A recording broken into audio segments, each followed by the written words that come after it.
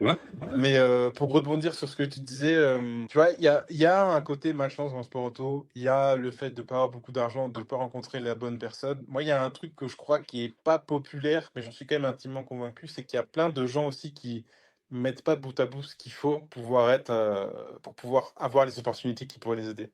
Je te donne l'exemple du karting. Tu connais quels sont les budgets dans les grosses catégories du karting. Et il y a plein de gens qui restent coincés en karting. Alors, il y en a qui sont réellement passionnés de karting, qui aiment vraiment ça et qui veulent faire que ça.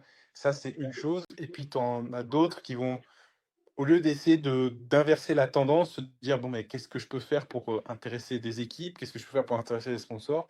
Ils vont juste se dire: «Ah oui, mais de toute façon, le sport auto, c'est bloqué, on nous empêche d'évoluer» et cetera. Et moi, je trouve que c'est dommage parce que si tu penses comme ça, déjà, personne ne viendra t'aider et au final, la seule personne qui peut avoir le déclic et se dire: «OK, il faut que je me bouge, il faut que j'essaie de mettre des trucs en place», c'est toi.